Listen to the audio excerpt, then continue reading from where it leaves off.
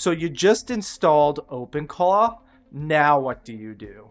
The truth is, you will feel overwhelmed, and that's perfectly normal. But what's really important to realize is that the first 72 hours will determine whether this is a tool that you continue to use into the future, or if this is just going to be another fad that passes for you. So a lot of creators right now are focusing on dashboards, mission control, and having their bots do a variety of scraping, and people are just jumping into those right away.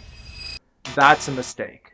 In the first 72 hours, you're going to be building your foundation, which is structure, memory, security, and then applying it to real use cases. If you set the architecture correctly right now, you're going to save yourself from a lot of heartache in the future. All of the prompts and all of the steps that we take today are going to be available in my free Trevorpreneur community. If you want access, the link is below, and you should be able to have your OpenClaw bot set up in 72 hours with relative ease. So I want to start with what you shouldn't do when you first set up OpenClaw. The first thing you shouldn't do is create a command center. A lot of content creators are showing off wonderful looking command centers and they look great. But I can tell you based off of experience, doing this and just trying to vibe code a command center up front isn't going to work. It's all front end stuff that just looks really cool, but a lot of the time it's not tied to like a back end database. And then secondly, you will spend so much time fussing over your command center and you'll be making so many changes that you won't set up the important stuff when you go in there. So don't build the dashboard. Don't obsess over what things look like in the beginning. Don't overcomplicate your architecture. And you really want to be thinking about security right now and setting up that foundation. So the first thing you want to do when you get into OpenClaw is you want to do a brain dump. And you've probably heard this already. The best thing that I can highly recommend is you literally just hit Command key H or hit FN twice on Mac, and that will allow you to just speak through the mic. Do like a 15-minute brain dump. Dump your world. Who are you? What you do? What matters to you? Why you want to use OpenClaw? What you're afraid of with OpenClaw? Define your tone. Start to give some basic rules. Set boundaries and tell OpenClaw what your goals are. You want to capture all of these priorities and you want to tell it what's good and what's bad, because this orchestrator that you work with, it's your person. That's your AI employee now. This becomes your operator context, and this is going to be what you're working with day in and day out as you move forward. So you need to set the foundation up. The second thing you want to do is once you have that initial brain dump and it asks you a couple of questions back and forth, you need to optimize your memory within OpenClaw, right? So we want to essentially make our memory indexable and searchable. The basic OpenClaw system is pretty good, but we want to instruct our orchestrator agent to really dial in, because if you've seen any videos with people who have been using OpenClaw for longer than 30 days, memory issues start to really become a thing after 30 days. So you want to think about this right now.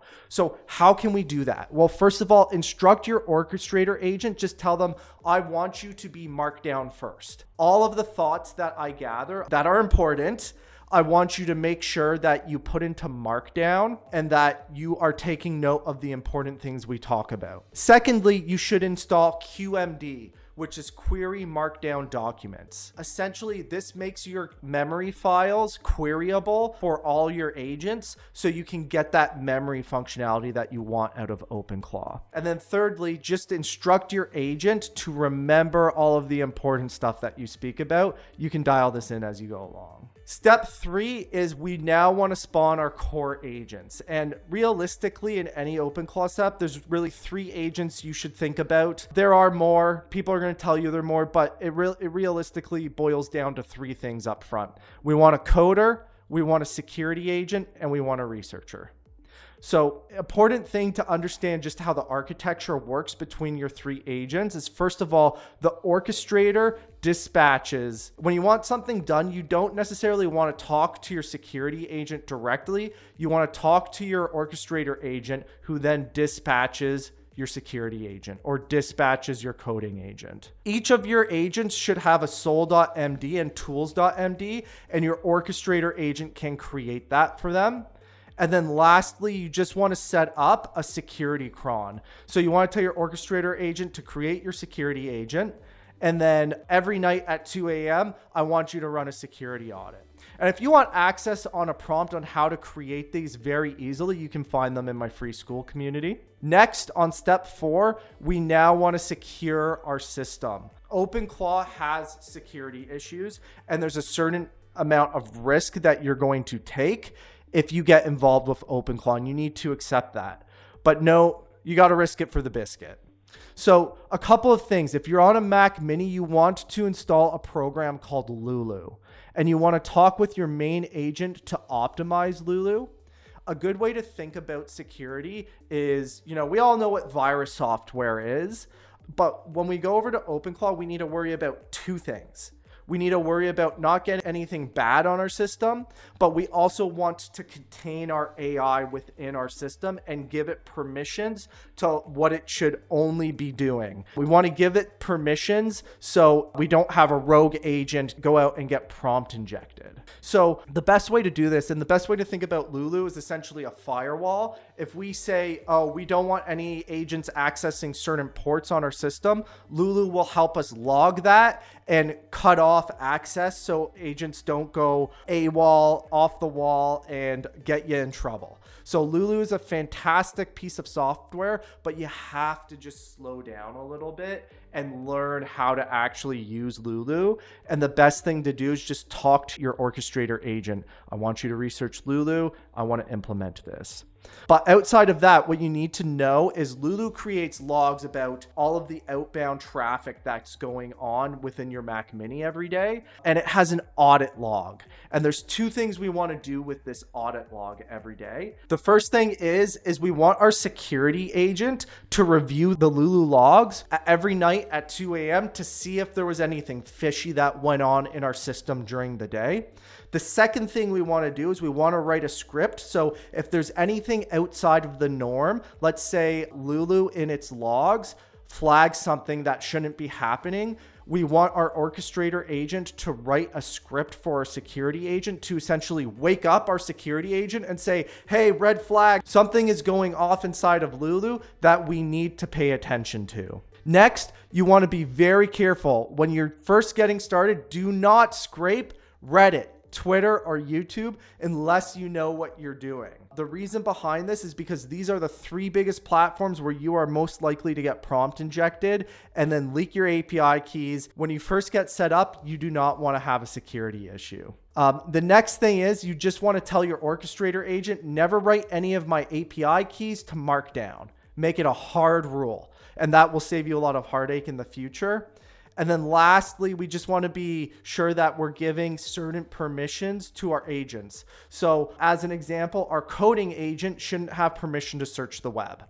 It should receive instructions from the orchestrator and then it should execute. And then lastly, what we want to focus on is diversifying the channels in which we can work with OpenClaw, right? So if you started on Telegram, push it over to Discord. If you run in Slack, use Slack. Be careful about email. You might not want to do email at first because, again, if you allow your bot to read emails and then somebody sends a prompt injection to that email, you can get in trouble. So maybe avoid email and keep it contained to just yourself in Slack or Discord. By increasing the channels, this will increase your workflow capacity. So you're not doing everything out of one chat. And if you've been working with OpenClaw for more than a day, you know how bogged down that Telegram chat can get. So breaking it up, being able to speak to your agents all individually is really important. It'll help you get organized. You're not going to get spammed. And then lastly, you can add in productivity shortcuts, like you can add in a summarizer or something like that.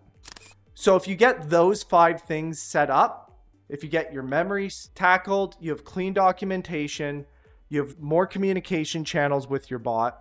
If you get your agents up and running and you do your initial brain dump, you are set up for success in OpenClaw. And by doing this, you are going to get at least one real life use case set up for yourself, and you're going to be on the right track. Setting up each of those 5 steps can seem like it's a daunting process, but you have access to all of the prompts to set these up within OpenClaw inside of my free community. What I'm going to be doing as we move forward now is I'm going to be doing a deep dive on every agent that gets created on how you can optimize as we go along. So if you want the exact prompts I use for everything, access them in my free school community, which again is in the description below.